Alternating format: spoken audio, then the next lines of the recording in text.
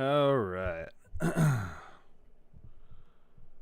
Let's see here.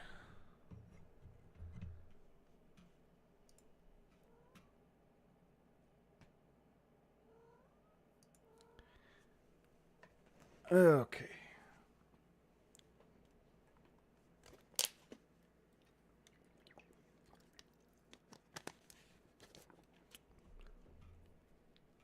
Let's see here.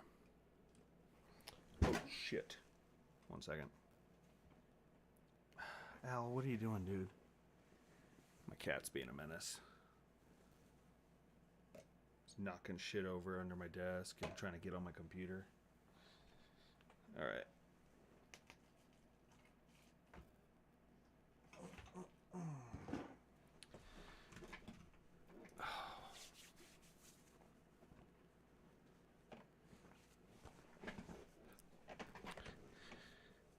All right.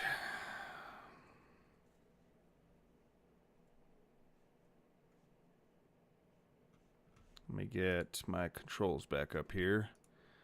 I'm going to go ahead and...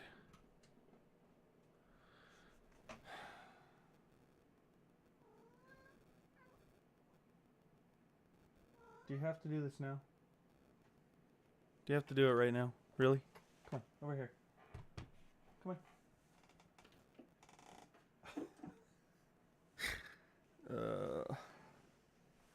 Sometimes I hate you, dude.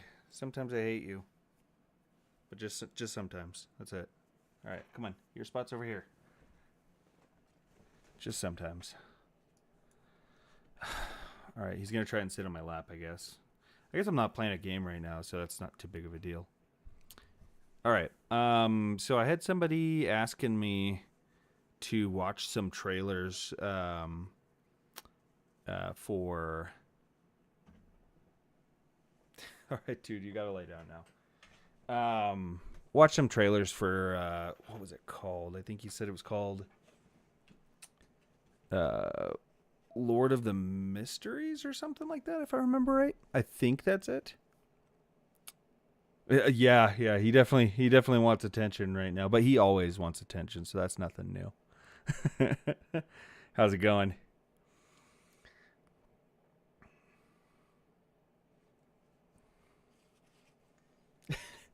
Anyway, yeah, somebody had asked if I would watch some trailers and stuff, and so I decided like I'm just gonna kind of do. I didn't really have a lot of time to stream.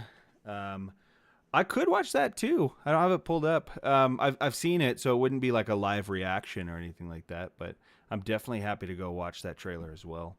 But it was something. It was he mentioned a what do you call it? A web novel called Lord of the Mysteries. I think that's Lord of the Mysteries. I believe that's what it's called. And he said that it's very like I think he said it was inspired by Bloodborne. And he went as far as to like recommend like my day is going pretty good. Well, it's pretty close to over at this point. It's a little after 11 for me right now. But yeah, he said that it's a web novel inspired by Bloodborne, and I guess it's something that they're making into an anime, and they've come out with a couple trailers. So he was saying that he was asking if I'd like watch them on stream. Now I was in the middle of a Dark Souls stream at the time, so I didn't watch them then. But I figured I'd go back and like watch those now, and then I can kind of edit those, put them into videos on my YouTube as well. Just for like if he doesn't see it live or whatever. Because it sounds interesting. So they're like 2-minute trailers. But then I decided I'm also going to go ahead and maybe watch some other stuff too.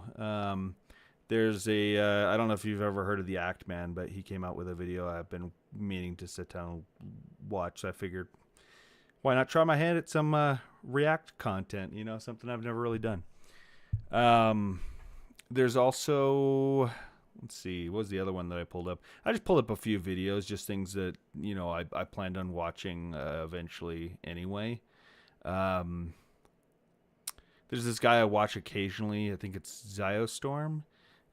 He's got something talking about, it was like 7 days ago, so it's not super new, but it was talking about the Metroid Prime 4 and some thoughts about it. I'm kind of interested in that because I played Metroid Prime back in the day, and if there's a 4 coming out, kind of interested in that. So got a few things at least. Definitely open to suggestions if you've got anything that you're interested in me pulling up.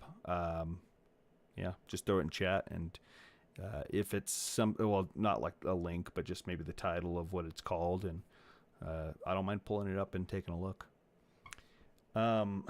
What are you doing? It's like jumping around in the background over here. You're being crazy, man. Just a little crazy. All right. Let me go ahead and I have them pulled up here. So I think they're English subtitled. I didn't see anything that I didn't see anything that showed it as like dubbed. Is this full screened over here? Yeah, it does. Okay. So I guess I gotta actually pull it on screen to full screen it. I'm actually not 100% sure that like full screening it will display it, so I'll have to see how that works. A little new to this kind of stuff myself. I want to just do this. Now let's take a look at my previews and see if it shows up here. Yeah, it looks like it's showing. All right, cool. All right. Oh crap! I have to unmute the tab first because I hope it's not gonna like. Cool. It's not unmuting everything, just this one. All right, awesome. Because I have like my YouTube like live stream.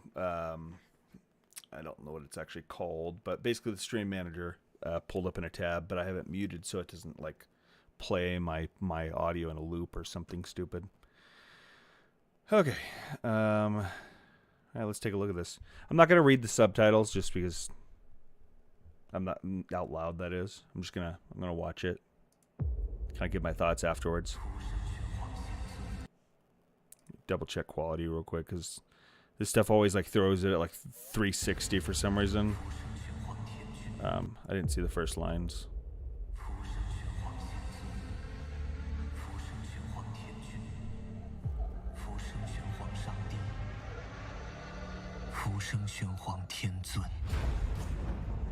Why does that look so grainy? Is that just the quality of the upload itself, maybe?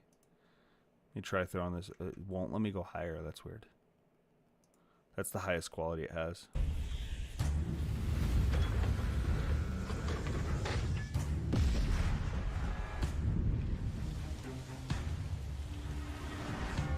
I hope this is the right one. I don't actually know.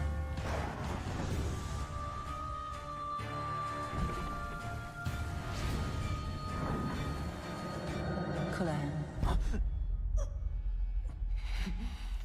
我这是在哪儿？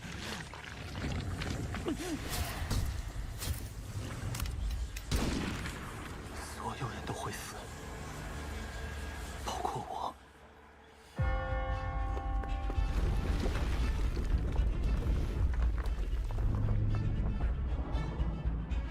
Okay. 欢迎你成为自然者。克莱恩先生。非凡世界，表象从不值得信任，扭曲和不可名状才是本质。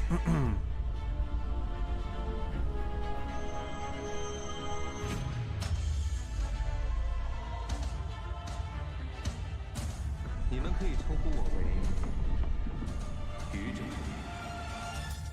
So some like tarot card stuff. Okay.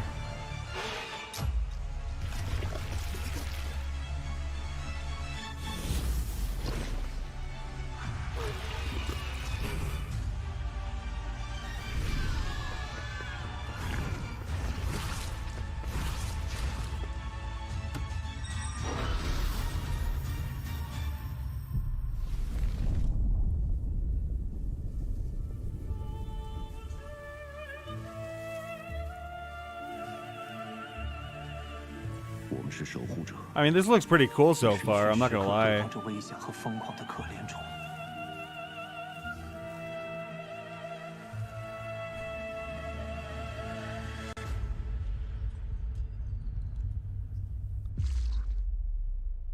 Okay. All right. All right.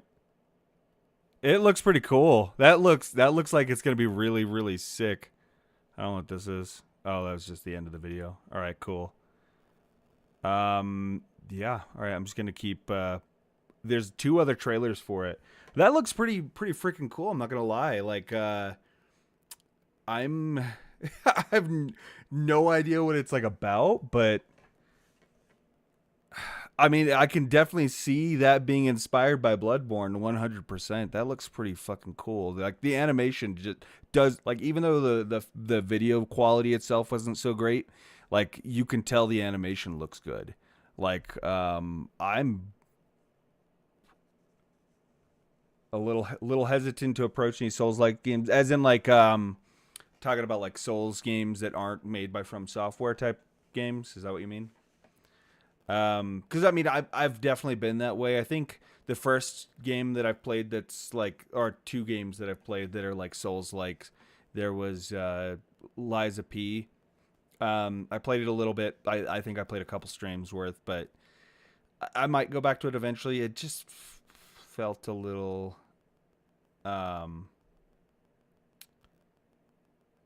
Oh, so that's just an just to clarify. I don't know if you're talking about something else, but that's actually just an anime that's gonna be apparently coming out in, I think, June. That's based off of this web novel. I've never read the web novel, but after seeing that, I'm kind of interested in that, to be honest. But in terms of Souls-likes, I've only really played 2 Souls-likes. Like I mentioned, Lies of P. Lies of P was okay. The problem I had with it is it felt clunky to me. Like it felt, I don't know, something was just a little off. The other one I tried playing, and I put a little. Actually, no, there's a third. I played Code Vein. Code Vein is technically a Souls-like, and I actually kind of enjoyed Code Vein. The only thing I didn't like about it was like their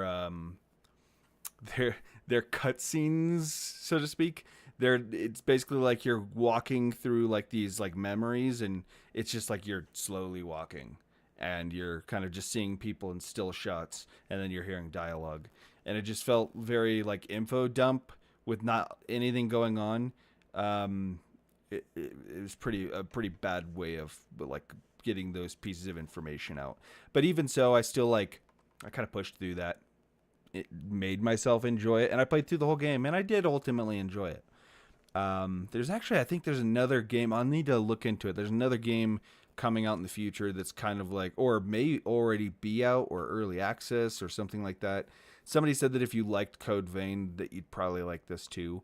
I'll need to look into that. That actually might have been, I can't remember.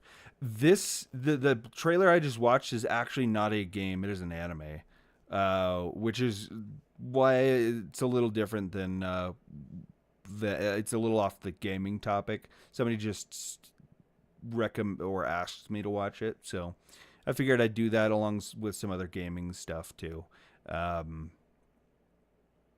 But there's 2 more trailers, so I kind of want to go watch those too. Like I'm a big anime fan. I've watched. I won't say that I'm like. I haven't watched every good anime out there. There's a lot of animes that people have been like, "Oh, have you watched this?" And I'm like, "No, I have not heard of it." The problem with me is I've always had a really hard time like getting into stuff that I haven't like previously watched, or like new stuff just in general. Like even watching this trailer, I debated like even considering watching it, to be honest, just because I have a really hard time getting into new stuff. But I'm trying to force myself to get out there and like try new shows out. I've been watching different animes that I wouldn't normally watch. Yeah, so I'm kind of interested to see this. I don't know if this is going to be a movie or if this is going to be a like a series or what. I don't know a lot about it, but I'm definitely interested in going and reading the web novel now too. All right, I'm gonna watch the second one. I don't know in terms of quality if this is better or worse or what. I'm gonna go ahead and throw it up here. All right. Let me make sure this one's unmuted too. Okay. No, it's just got it unmuted now, I guess.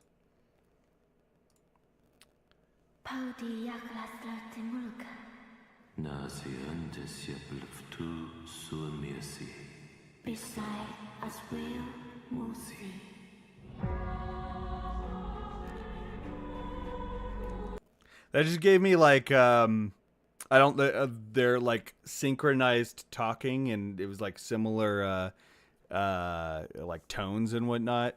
100% gave me like Fear the Old Blood vibes with Lawrence and Willem.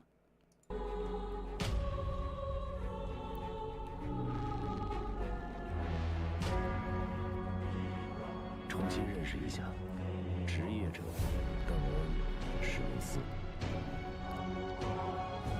因我皆有意义，只要你的行为不危害到职业者， Oh shit. 就还是 Sorry, I looked away for half a second and I missed text. I forgot. 你，就还是我的队友。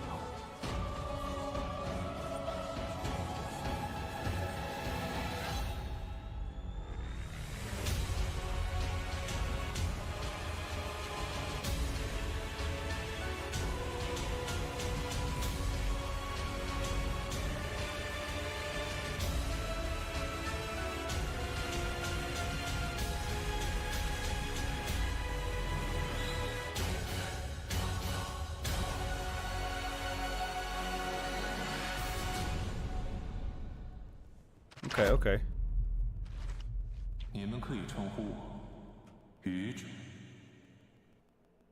So it's got like some tarot card like inspirations mixed in there too. Like he keeps saying like you can call me the fool, in both of those trailers. I feel like if they made a game out of this, it would literally just be Bloodborne. Like I could 100% see a lot of the like Bloodborne. My brain's struggling to find the word right now. Influences. Goodness. All right, I'm just gonna go straight into the third one real quick here.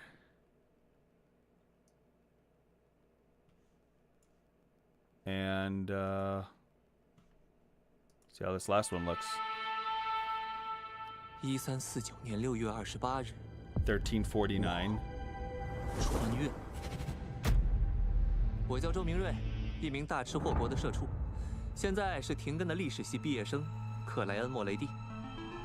这里像地球的平行世界，天上挂着轮红月，蒸汽与机械的表象下，潜藏着扭曲与疯狂，未知不可名状，危险如影随形。哦，对了，我成为了职业者，步入了非凡，在家人之外，还拥有了新的队友和几位塔罗会的朋友。 Tarot Club. Okay. “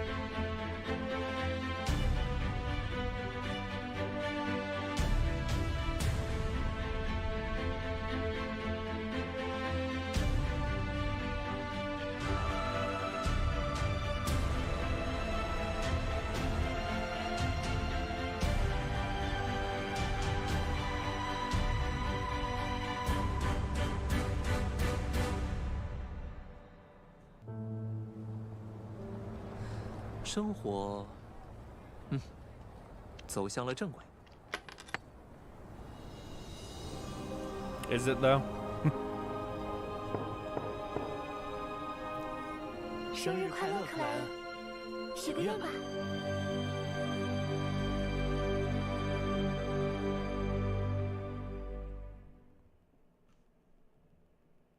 All right. So yeah, I guess that's coming out in June, I think is what he said. I don't know. I'm definitely down to watch that for sure.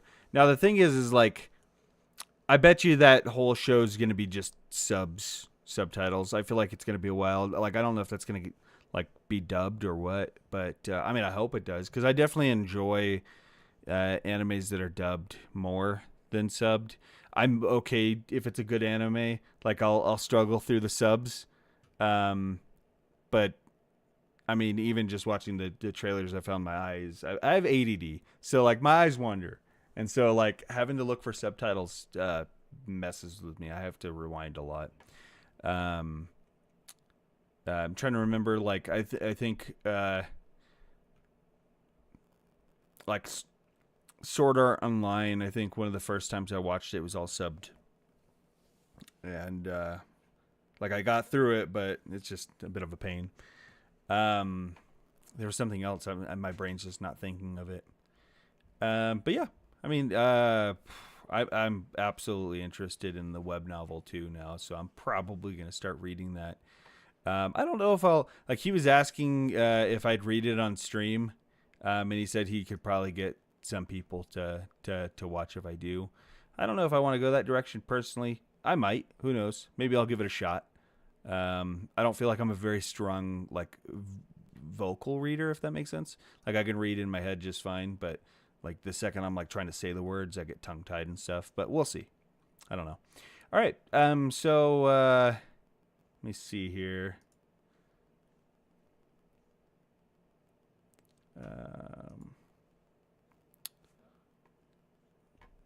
I just now realized. Hold up.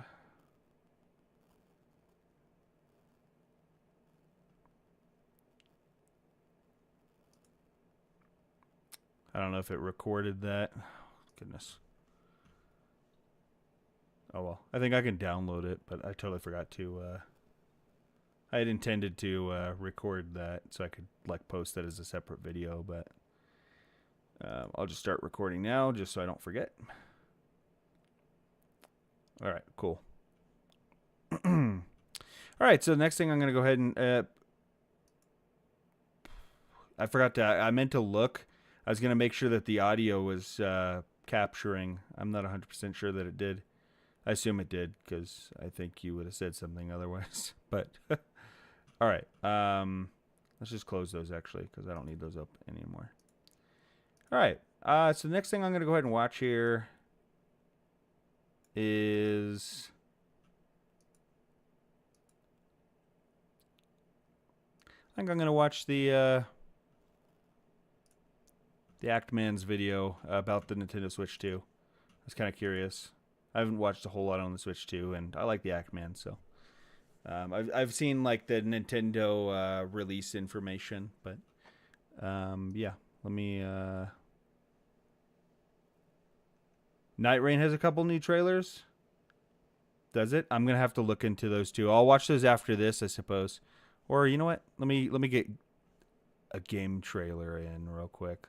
I have to find it real quick, but that's gonna be let's see. Night. Oh, I need to go back to YouTube because it just went straight to Google for some reason. Elden Ring Night Rain trailer.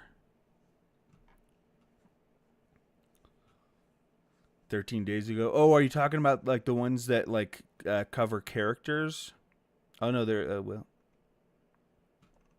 I think I saw one of them, but I don't know if I've seen all of these. Let's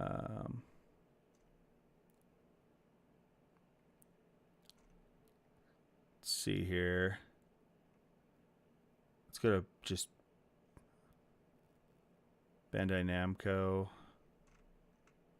videos. Here we go. All right.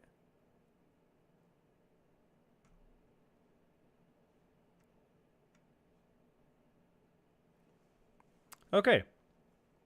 Yeah, we'll start with this was 10 days ago. Wait, how are these different? That's gameplay. Oh, it's a character trailer. Okay, no, so we'll start with the character trailer first. This is 12 days ago. I might have seen this one, but I'm not 100% sure. Oh, didn't mean to start it so quickly. All right, let's just restart that real quick. It's about Iron Eyes. Quick note. Iron Eyes, the name, or Iron Eye, not Iron Eyes. The name Iron Eye actually is like very close to a character straight out of a Brandon Sanderson book, who goes by the name Iron Eyes. So like every time I see this, I'm like, I don't know, that's just what I'm picturing, but he's nothing alike. He's got like a burst shot, so he shoots like 3. Oh, that wall jump. That was kind of cool.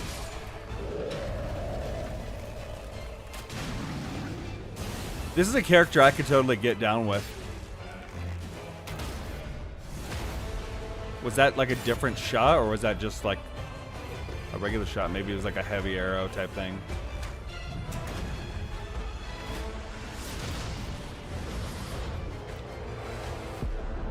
What the...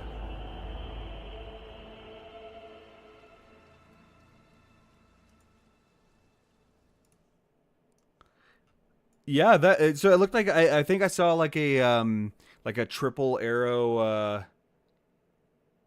bow. Yeah. And he did like a burst fire at one point. He was doing I wonder if it's like different types of arrows that you can switch between, or maybe you have to find them or something, like different elemental damage types. So like fire, for example, or I wonder if there's going to be other types like poison or lightning or any of that thing. Any of that kind of stuff. I also saw that crazy massive arrow shot that just like looked like it had like I don't know, like a gust behind it. That looked pretty crazy too. I wonder if that's like his ult. Let's take a look at the other. There was another video on Iron Eye. It's the character gameplay reveal. This one's only 40 seconds. Pull that back up. Archery is my domain. Oh, I have not seen this one for sure. Eagle Eye. Oh, hold up. Let's pause this real quick because I'm a little bit of a slow reader, so I just want to get through this real quick. Passive ability Eagle Eye. His keen observation increases enemy drops. Okay, so like right off the bat, we got increased enemy drops. That's cool. So like just, I'm guessing that means basically like a higher chance of drops off enemies. Seems pretty straightforward. This time we cannot miss our mark. Character skill marking. Marks enemies to create a temporary weak point. Okay, cool. That's right up. The night is far from over. I want to be able to watch the animations too, but I also want to be able to raid. A single shot. Oh, this is the one that I was talking about. Shoots a supersonic arrow that pierces any defense. Yeah, so it just keeps going. It just blasts through everything. Cold and bleed ruin the rest of the other elements. It kind of did, didn't it? Because honestly, like, well, yeah, cold is like really, really freaking strong. I don't know. Lightning is actually pretty strong too. I think I watched a video at one point that indicated that lightning might be, in terms of all of the different types of elemental abilities, lightning's actually surprisingly powerful. It's part of the reason why I want to do that as an Elden Ring build is not lightning I'm not going to be doing lightning what would it be, incantations. I'm going to be doing like a weapon art that just changes the base damage of my weapon to lightning. I'm not 100% sure what weapon I'm going with. I have it written down. I just don't remember offhand. At one point I was toying with the idea of going with like a really weak weapon and making it strong by making it deal lightning damage. Like something stupid like a short sword or something. But I feel like that might be a little too hard, especially in the DLC. But we'll see. We'll see what I end up doing. All right, so that's all the Iron Eyes one. There's 2 for Duchess. Now, we've seen Duchess before, but if there's a character gameplay reveal that maybe gives more information, I don't think it would be anything new. I feel like it's the same as Duchess has been, unless maybe they've updated Duchess. But let's watch the character trailer first. All right, so we got the character trailer.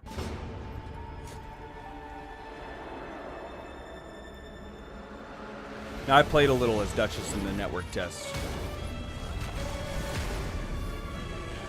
I didn't play enough. I think I should have played her some more.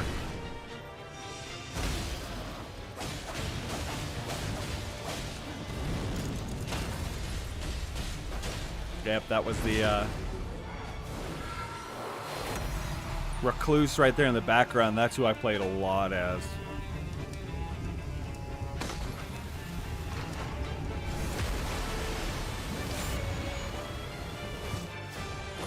Those camps are like just free stuff because you just jump up on top of each one. There's 3 of those that you have to kill. Ooh, okay. Quick note. I didn't actually see the god skin. I think that's just I don't remember what the difference is in the names. God skin noble, or if there was a different name, but I haven't actually seen them in game, so I don't know if that was a confirmed enemy to be in this game or not,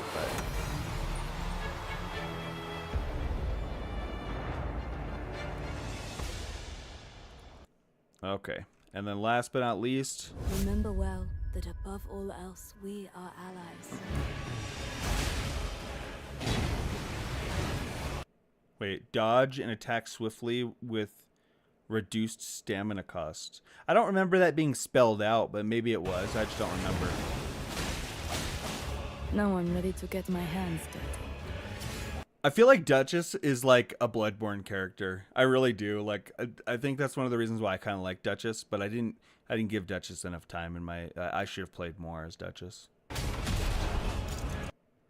Reapply. Oh yeah. Restage. So basically, you use this ability after dealing a bunch of damage, and it basically was the fat one in the closed. Oh, the closed beta. So I played the network test, and it's possible that I may have missed it. I don't know if it's like an area boss or if it's like an end of the game boss or not. I never ran into the thin one or the fat one. But I don't know if there was like a separate closed beta from the network. There was this closed beta and the network test. I just did the network test. Do not be afraid. Obscure nearby. Yep.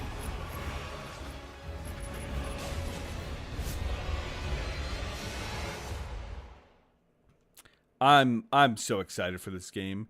Part of me, like, I wish like I had the money to buy this, because I totally would just have it on my desk.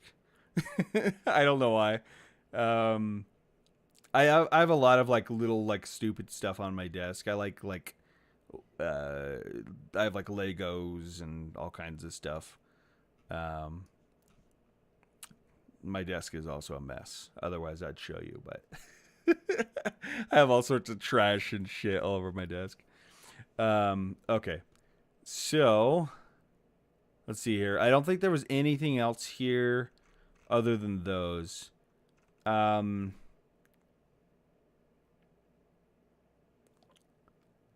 just taking a quick peek. That was on Bandai Namco. So I don't know if there was any other trailers that you were aware of.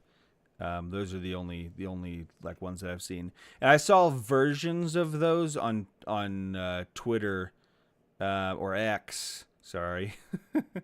And because I follow I think I don't remember if it was Bandai Namco or Elden Ring or what.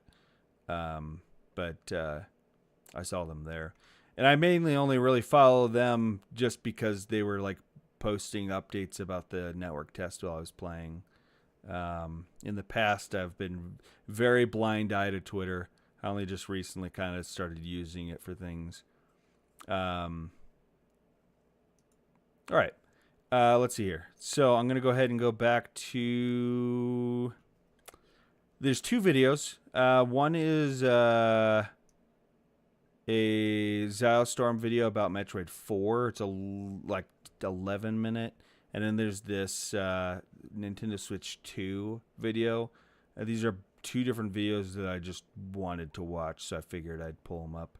I'm going to go ahead and start. The ones that I just pulled up.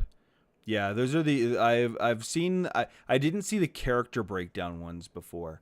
I saw the just the initial like kind of intro that doesn't have any of the explanation behind it. The explanation's cool to have. Like I want to see more of those. Like I know they have till May 30th, so oh goodness, man, I need to get through Dark Souls 3 because it's already halfway through April. I didn't realize what date it was. I could probably finish Dark Souls 3 pretty quick if I like, you know, get into it and start just knocking out stuff. Elden Ring's going to be the questionable one if I'm planning on like going and fighting every boss. Like if I'm going to be able to. The characters do look great in this game. I don't think they have any of those yet for even the other characters we've already seen. So bad with the names. There's the Guardian, there's Recluse, and then there is Wilder. I think it was Wilder. I didn't play a lot of Wilder. I played a little. I think in order of like the amount of time that I put into them, I think it probably goes Recluse. I feel like Guardian and I have not played the DLCs that. Oh, Dark Souls 2? No. I didn't. I will eventually go back and play through everything in Dark Souls 2. I just knew I could tell there was a lot of different stuff, and I don't have a lot of time. And I already, like, in terms of all the games, Dark Souls 2 is probably my least favorite. I'll give it more of a chance and go back and play it later when I have a little bit less of a time constraint. Just because there are DLCs that I know I haven't touched. But for now, I wanted to get into Dark Souls 3, get that done, because I literally have like basically a little over a month to get through all of Elden Ring. My thoughts on just the base game of Dark Souls 2. It wasn't as bad as I thought it was going to be. I'll put it that way. Like, I went into it, hearing a lot of my negativity towards the game, unfortunately, is secondhand. I have a friend who his first experience with Dark Souls 2 and like trying to play through Dark Souls 2 was essentially him. I got him into Sekiro when Sekiro came out. Like, he played Bloodborne, he played Demon Souls back in the day. He knew about Souls games long before I did. I don't think he finished Demon Souls. I think he started it and then like gave up on it. He kind of did the same with Bloodborne. I don't know what his history with like the original Dark Souls was, but I was going on about because I had played Bloodborne when Bloodborne came out. Me and him both picked it up. He kind of played it a little bit and then dropped it like he did with the previous Souls games. At least that's my understanding of what he did with the previous Souls games. But so when Sekiro came out, and this will tie back into Dark Souls 2, don't worry, I'll get there. But when Sekiro came out, I was like, going on at length with him about how excited I was for Sekiro and how, I'm taking off the day after it comes out to play it and stuff, because I couldn't take the day off for some reason. Can't remember why, but I was like taking the next day off, and I was going to be playing it nonstop. And he, as a means of just trying to one-up me, he went and got Sekiro and was trying to stay ahead of me in the game. Throwing stuff. It was literally, to him, it was just I'm going to try and one-up you. And so he went and bought it, and he played it the day it came out when I couldn't play it. And he was like getting ahead, and he was like, essentially he made it a challenge that he was going to platinum the game. And that's what kind of drove him to keep going with it, even when he hit walls, like hard bosses and stuff. And I'm proud of him for beating Sekiro, because Sekiro's not an easy game. And for somebody who dropped the other Souls games and then he came and beat Sekiro and platinumed it, like, and so ever since he got into that, though, that, you know, that got him to go back and actually give Bloodborne a real try. He went back and played Bloodborne and he platinumed to Bloodborne. And then from there, he's like, oh, I'm going to platinum all the Souls games. So he went back to Dark Souls 1 and platinumed it. And I guess he just had such a rough time with platinum Dark Souls 1 because of like what you have to do, I guess. I never platinumed Dark Souls, any of them. I platinumed Bloodborne, I platinumed Sekiro, I platinumed Elden Ring. Never did it with any of the Bloodborne games. But he did Demon Souls 2. And then he did Dark Souls 1. I think, well, hold up. I don't know if he did Demon Souls. I think he did Demon Souls. I'm not sure if he finished it or not. I believe he did. But anyway, from there he went on to Dark Souls 2, and like he's never beaten Dark Souls 2. It's the one game that got him to stop, and like he basically talked about it all the time about how he like hated it. And so like I kind of have this secondhand I guess inherent negativity towards Dark Souls 2 just because of like all the like everything I've heard from him. I don't remember specifics offhand, but everything I heard from him about like how much he hated it, trying to dig into that and do that platinum trophy. Now I went into it blind. I didn't look up anything initially until like I got like to a certain point, and then I looked up just like after a certain point of the game, I realized I wasn't enjoying it as much as I like enjoyed the other games. And I felt like, oh, I really just want to get into Sekiro. I really just want to get into Dark Souls and Elden Ring. So I decided at that point, like, I think I got to, I don't remember what boss it was, but I was pretty close to having enough, like the million soul requirement to get through the, what was it called? Winter something? I forget. Winter Gate or something like that. I can't remember what it's called. But I had almost enough souls to do that. And I didn't know that that was the requirement at the time, but I was just like, that's around to give you an idea of where I was at. And then I was like, okay, I just need to finish this game, be able to say that I've beaten it once. And so I looked up like how to progress the game without trying to beat everything. And I found out like the easiest way to just finish the game. And so I kind of did. I will say I kind of just finished the game as quickly as I could at that point. I will say though, like because I went into it with such a negative mindset, I actually ended up enjoying it more than I thought I was going to, because I was surprised at like that it wasn't as terrible as he kind of made it out to seem to be. Now, I will agree, like he said that the bosses were kind of boring. And to be honest, the bosses that I fought, there's a lot of bosses I haven't touched, and I'm sure there's probably some good bosses in Dark Souls 2 that I just missed. But I didn't like, one thing that I love about the Souls games is the bosses. I thoroughly enjoy the boss fights. The areas between the boss fights, it's kind of like I could do without it. Boss runs, like I love the like boss rushes. Like Sekiro's got that boss rush built into it now. Like I love that. Like I could play that over and over again. I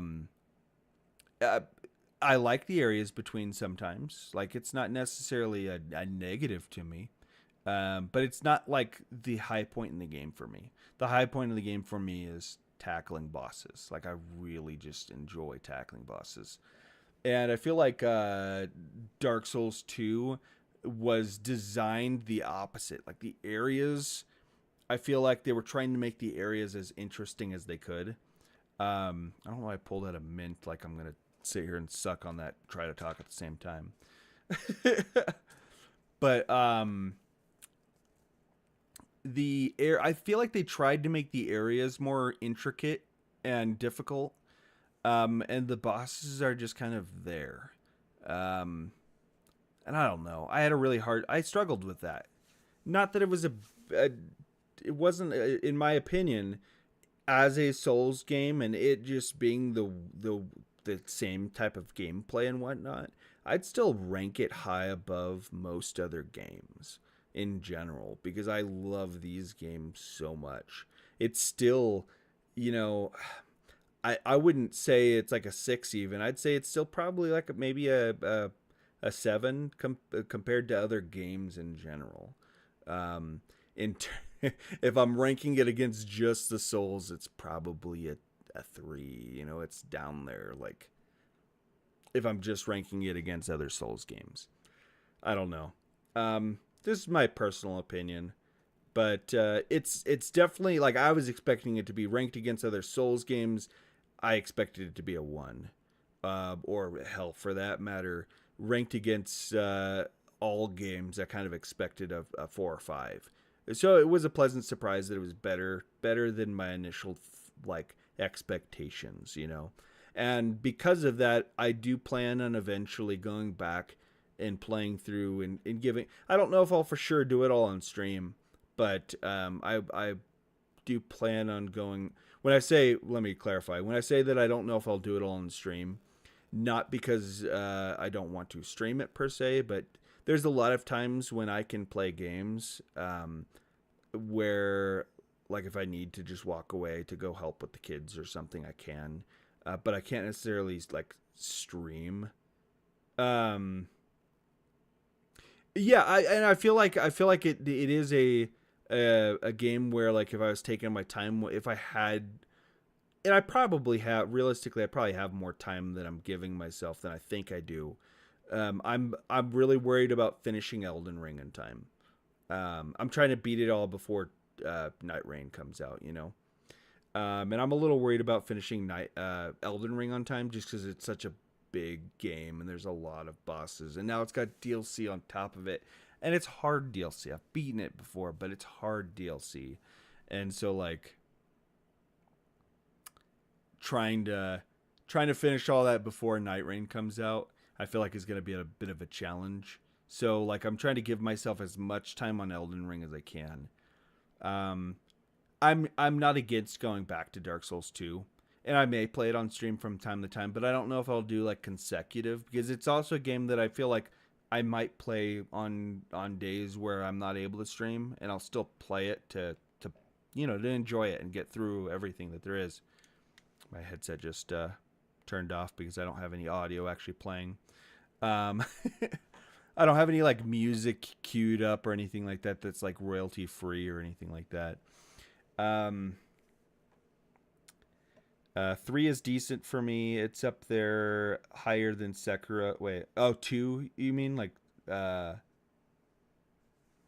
Sekiro and Dark Souls 3? Like you place Dark Souls 2 higher than that? Is that what you're saying?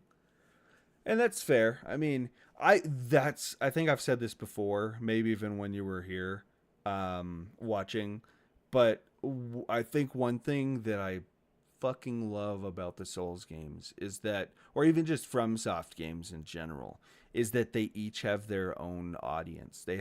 Every single one has captivated a group of people, like all of them. Like, you still see people playing Demon Souls. You still see, hell, I'd be willing to bet there's still people playing Demon Souls on the PlayStation 3, like that fucking community. Actually, I don't know if the servers would be online anymore, but still, like, every single Souls game has like a captive audience, and I love that. Like, that's so fucking cool. Dark Souls 3, I think the reason why I like Dark Souls 3 a lot more than the other Souls games, the other Dark Souls games, 1 and 2, that is. 1 I thoroughly enjoyed after, like, I gave it more of a chance. Like, it's still clunky in my opinion, so I don't know if I'd go back and play it more. But 3, and I think that's why I like 3 a lot more, is because it's newer. It's got more movement from like Bloodborne. And I don't know, I started with Bloodborne, so I'm used to that. I grew accustomed to that standard, you know, and it's hard for me to look back. That's why I had a hard time even playing Demon Souls and Dark Souls 1 in the first place. It's just because I have a hard time pulling myself back into that, like, oh yeah, it's a fun game, but it's you know, it's older. I understand that it's older, and that's why it is what it is. That's what I think it. Oh yeah, um, I have a I have an Elden Ring randomizer that I was using for a minute just to play for fun. I might do that on stream at some point too. That might be fun. I just noticed it down here. I was like, what is that? All right, cool. But yeah, Dark Souls 2 overall, not as bad as I thought it was going to be, and I wouldn't necessarily call it a bad game. It's just not my favorite of the groups of the games. And because I was on a bit of a time crunch, still am, I just I kind of wanted to take a little break tonight because I did I've been doing today. My day has actually been when I wasn't taking care of kids and stuff. Whenever I had free time, I was actually editing shorts for the next week or so I'm kind of just going back and editing boss fights from different boss fights that I've done throughout this series of streams. And I'm putting them in the shorts, and I've had a little bit of a learning 1 second.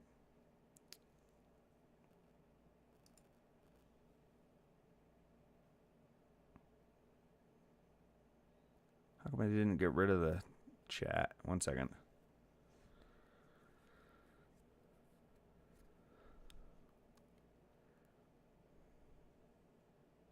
Oh, okay. It says not published to chat. Sorry, I had a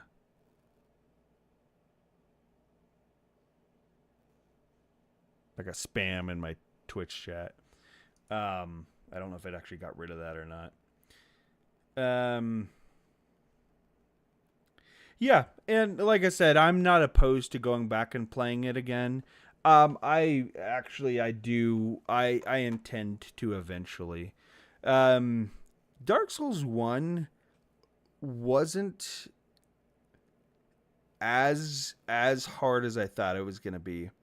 I don't recall running into a lot that really held me up for a long time.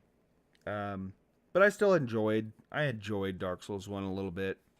And I think part of that also came from seeing the very clear I think I played Dark Souls 1 directly after... No, I didn't. I went Demon Souls...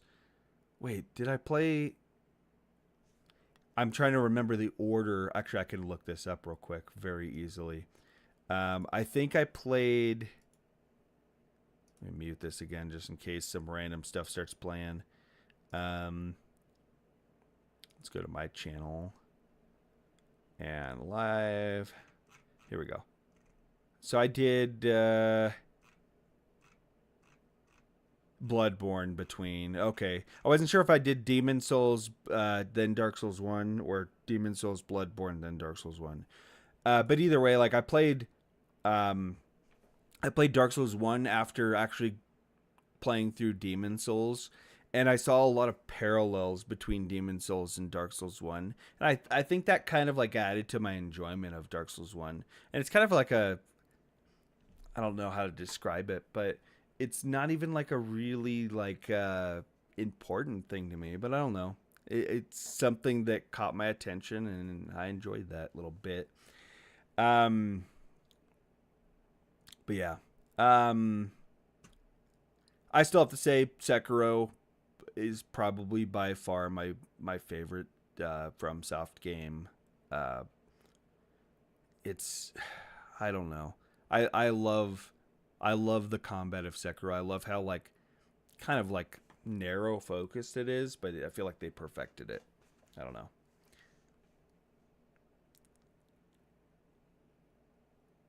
Oh yeah. So I mean, I was thinking about it when I played through Dark Souls 1. I feel like Dark Souls 1 is basically an open world game. Yeah, it might have a little bit more narrow, but it there's a lot of different directions you can go in that game. I feel like it's a lot more open world than it kind of seems, especially if you get that key, the master key or whatever it's called. You can just kind of go anywhere if you have that master key. it's not as linear if you have that. It is dependent on the item though, so maybe it can't be considered open world just because of that. But I don't know. Like you could definitely get lost in Dark Souls 1 for sure. I I got lost in Dark Souls 3 the other day. I couldn't figure out where to go, and it was because of the stupid elevator where you meet I forget what his name is. It's like Sigmund of Katarina or something to that. I don't know if I'm pronouncing that right, but or Siegfried or something like that. I don't remember. I'm really bad with names.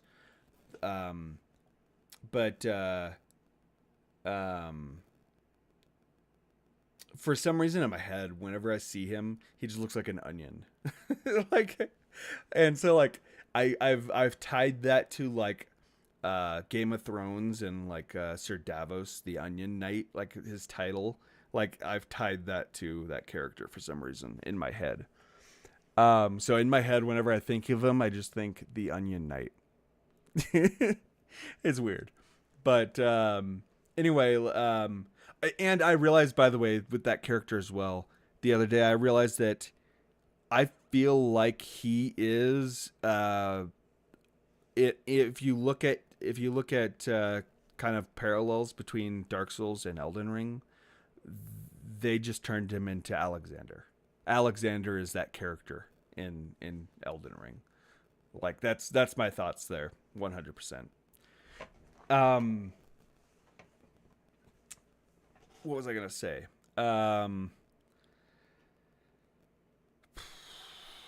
There was something else I was gonna say, and my ADD just takes over, and I jump topics. Yeah, I don't remember. I don't know if there was anything else important that I was or specific that I was gonna mention.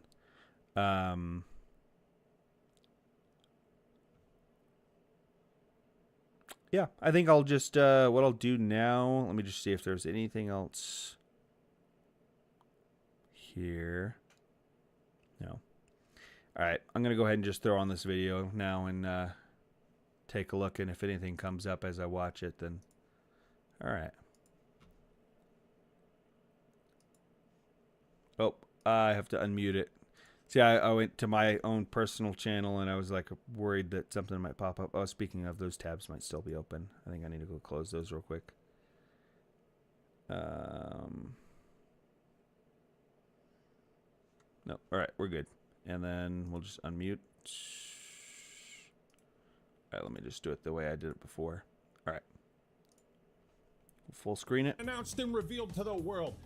The Switch 2 has finally I don't know if you've ever watched Ackman. He's a little bit extra extra sometimes, but a new I like him. Donkey Kong 3D platformer, one we haven't seen in 25 years. This is a dream come true. This is heaven. I've died and gone to heaven. This new console and all these great new games, it's all gonna be available for the low price of what? I'm not gonna lie. I'm actually pretty excited for Donkey Kong. I grew up on Donkey Kong Country, so like Donkey Kong seems like a game that I'd totally be down to play. But I don't know. There's still another Donkey Kong Country that I guess came out that I haven't played, so I need to go back and play that someday too. What was it? And it's going to cost $450. $450. $450. $450. This is outrageous. It's unfair. And that's just for the console itself. Once I bought a Wii U, I made it run. Played some games in my time. Once I bought a Wii U, now it's done. Brother, can you spare a Switch?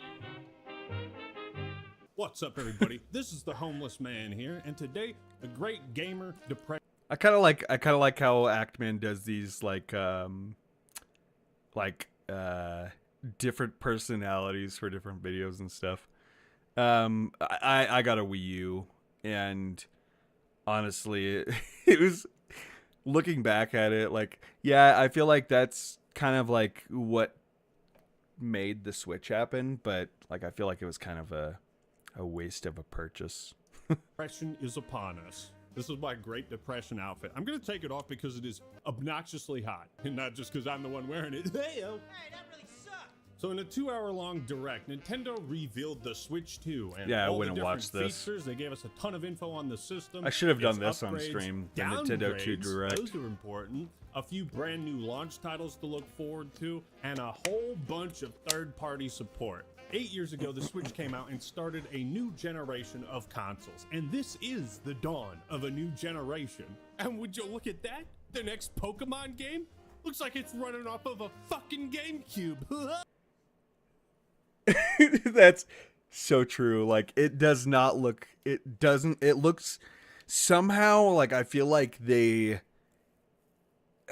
graphics in the Pokemon games are just looking worse and worse. Like, it just doesn't look any, or not, maybe not worse, but it doesn't look any different than the last game.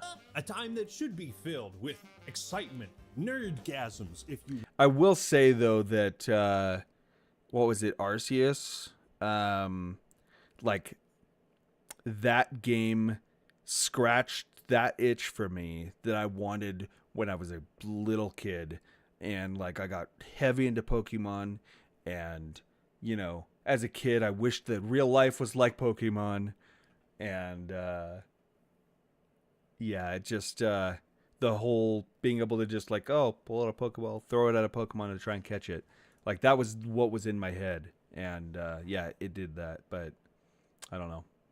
I don't know if I'll be playing Pokemon for a bit. I might give it a few games and kind of let it get better. will. But alas... Were it so easy. Nintendo is asking you to drop $450 on a Switch 2. That is the baseline price for people in the US, though I'm sure it's pricey. all fucked up in different countries as well. Oh my goodness! People are understandably frustrated. What? Why? I thought you liked spending money. Don't ever stop consuming. You love consuming. Don't ever stop. But why exactly are gamers upset with the Switch 2 and with these price tags? Is it worth picking up? Do we even know if this will be the final price of the console? Is the price going to increase or decrease? Why are pre-orders in the US suddenly being delayed? Who's fucking with my video games, god damn it? Now, I do want to give my first impressions of the Switch 2 and talk about some of the more exciting stuff. Introducing Game Chat. With this feature, you'll be able to communicate with friends and family. I feel like Nintendo's a little behind the curve on that, but I'm glad that they're finally adding game chat to the game. While playing a game.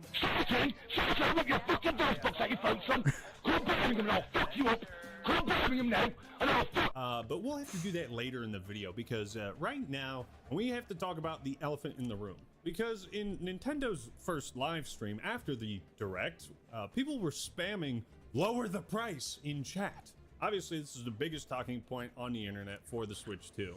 Not just the $450 price tag, but also, brace yourselves, the games. Some games, including Mario Kart Yep. World, are going to be priced at $80 for the digital edition or $90 if you want to buy it physical. Once I bought a GameCube, Luigi's Mansion, Melee, Wind Waker, and Prime. Like I said, a little bit over the top sometimes. Once I But bought a GameCube, now it's done. Brother, can you spare a game? the $80 cost of a game. A single game. Why are you upset? Why are you upset? You love spending more money. You told me that yesterday, remember? Don't you know I'm gaslighting you? And this is all besides the other premium stuff and subscriptions Nintendo has been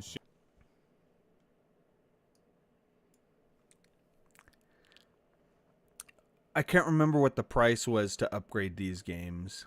But I think it was something like $30. Like, I think maybe I'm wrong. Maybe it's less than that, but still, like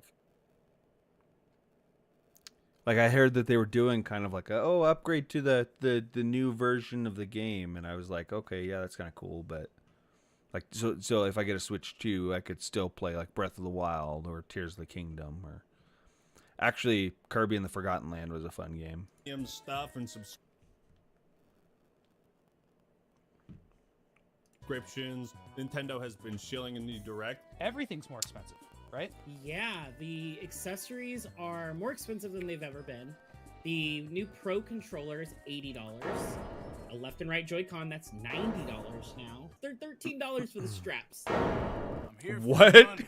What? Money. Obviously, a big part of this backlash comes from the fact that Nintendo has always been the accessible, budget-friendly option for gamers. $13 for a Nintendo may not strap. pack state-of-the-art That's bad. hardware, but their library is unquestionably top tier. They are the family-friendly brand, the dads and moms. If you're a dad or a mom who've got kids you gotta pay for and take care of and send to school, you're gonna want the cheapest, most convenient thing if you want to retain some semblance of those youthful hobbies you used to have. Look at you becoming a parent. Look at this guy, he reproduced. What a dork.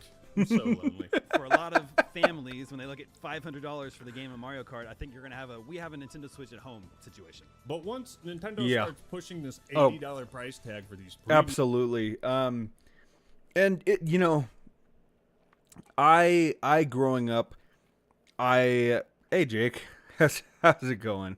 Thanks for the follow. Growing up, I never had like the next best console. I think I had like let's see. I never had a Nintendo 64 growing up. Like my friend had that.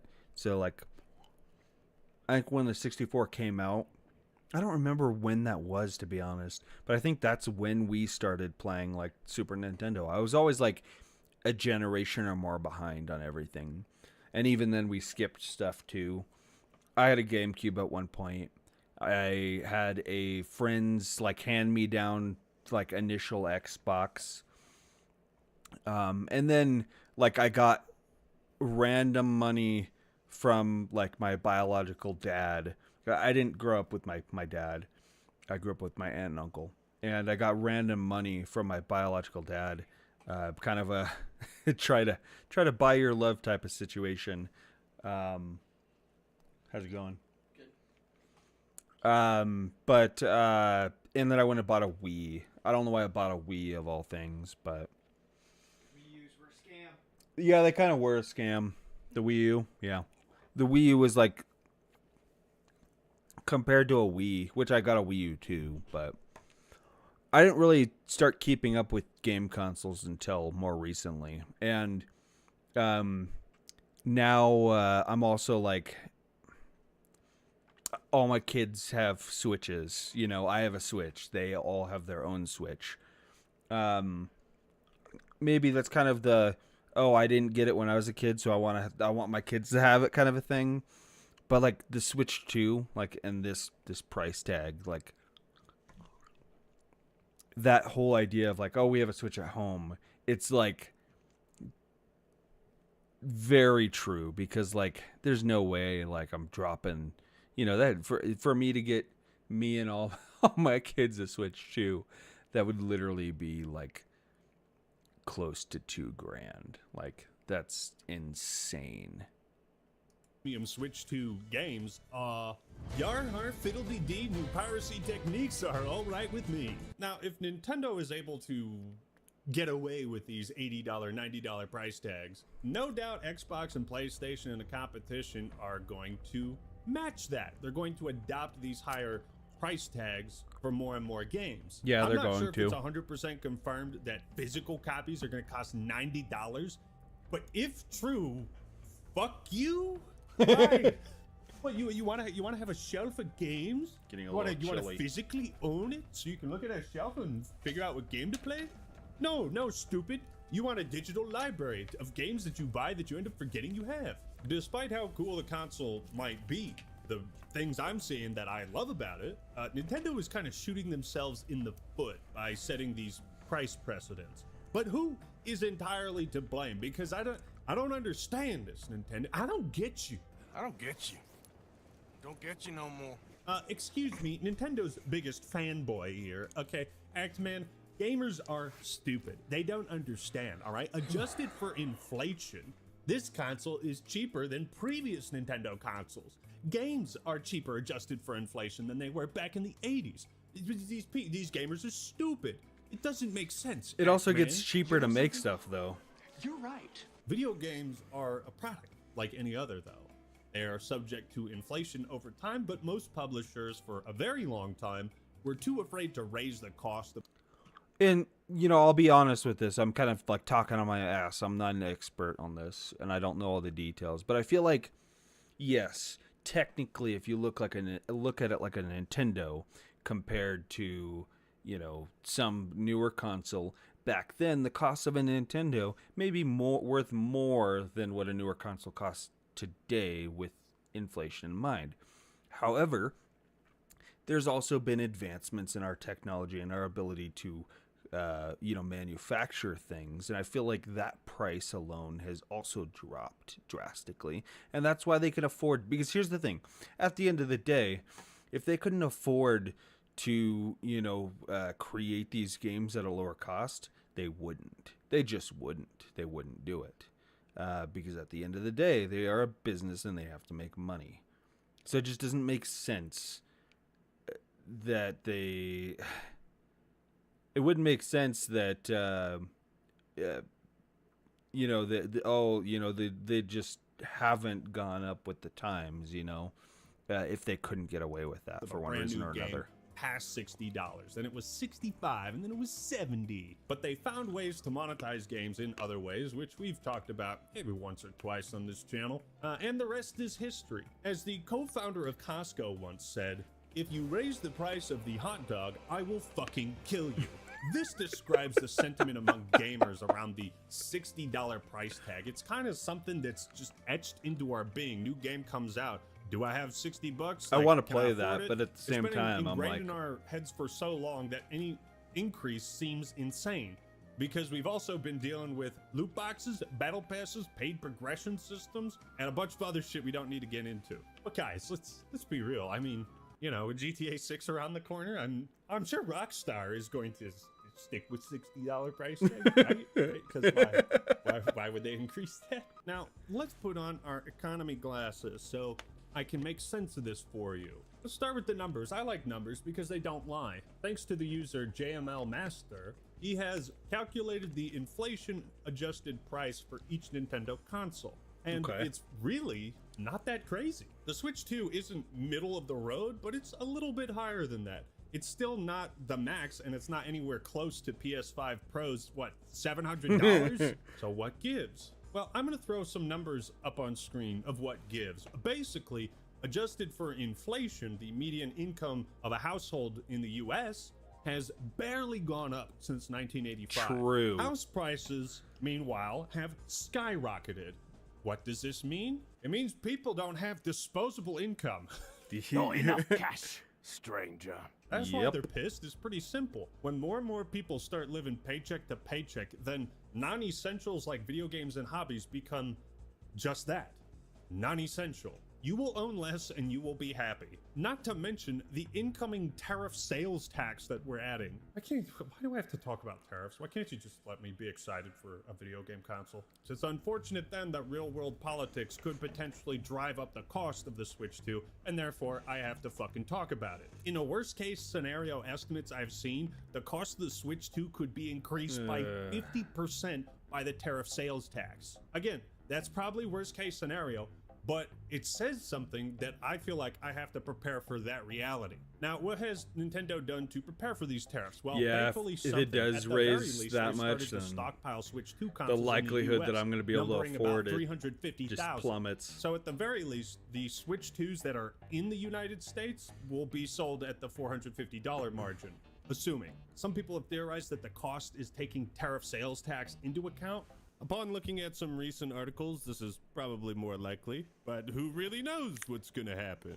Nintendo has updated GameStop, saying that they're I wish that were the case, but I don't think that's the case. To assess the potential impact of the tariff sales tax. And that's it right there. That's the reason why, right? Like if they had, created the Switch 2 at a higher cost to already be kind of like planning for tariff costs, I feel like this wouldn't have happened. This whole pause in pre-orders.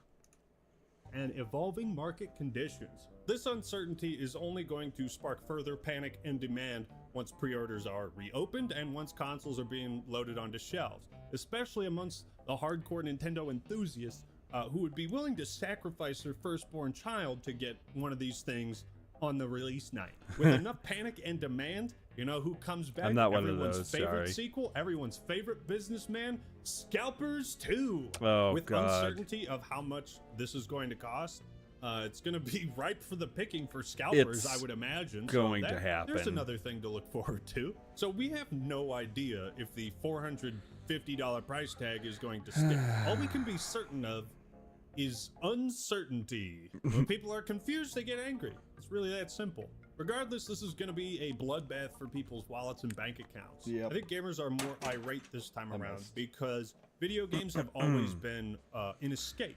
I'm remembered of that Modern Warfare 2 video, how gamers dealt with the recession. I mean, And we'll so still with have so many games. people It'll just already strapped won't for be cash, Nintendo. They feel like they can't even afford the latest and greatest escape from life and reality.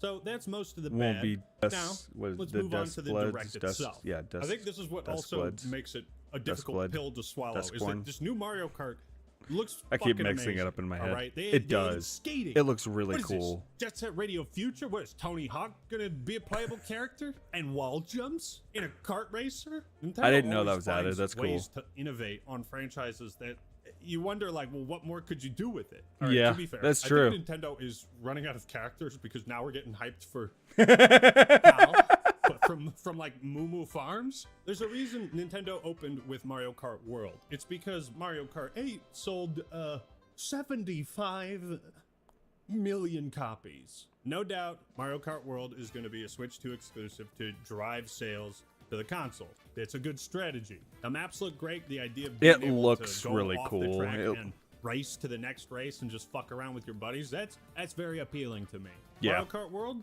looks like a big W. What's next? Introducing Game Chat. It has taken Nintendo 23 years to catch up to Xbox Live. Nintendo is such a weird company. I was because just they're, saying like, this, always behind like that they're- on some Yeah. things, way ahead of the curve on others. They're always at the peak of their video game development prowess, but when it comes to like something like voice chat, like, well, how does this work? It's been around Again, for that how long now? family-friendly brand image. Well, you know, voice chat Oh, on a man. Nintendo console. What could go wrong? I live in Smethwick, Birmingham. If you want the fucking brawl, come down Smethwick, Hospitality G. I'll come out of my house and I'll break your fucking legs. I love how Nintendo always introduces these social features in the most like whimsical, childlike, innocent way. And meanwhile, I'm like crippled by years of Xbox Live PTSD. So here's the bad news. You're gonna have to pay to use Game Chat. Now, I'll give them credit. Game Chat looks like it has much more applicability than something like Discord would have, where you can actually, like in Mario Party, see the expressions, the facial expressions of your friends as you fuck them in the ass and steal their stars. That's going to be highly important to me as a huge piece. Yeah, of because shit. it feels So like on top of the you know, a $450, digital couch co-op. $80 for the game. Now they want you to pay a subscription fee to play the game online and to be able to use Game Chat. I mean, Two it's- separate subscriptions. It's not two separate subscriptions. You are paying for one subscription that gives you both. To be fair, if you're playing Nintendo Switch Online, you're paying for that already anyway. So they're just adding the capability behind that. And I feel like that will reduce the amount of like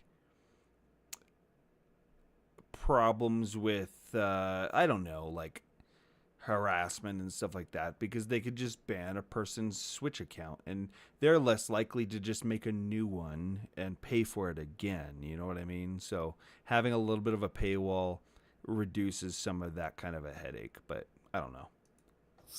I will say having a 10-month free period is great. And there's this. What is it? That stench. I've smelled it before. Your voice is recognized by a microphone built into the system. It can pick up your speaking voice clearly, even from a distance.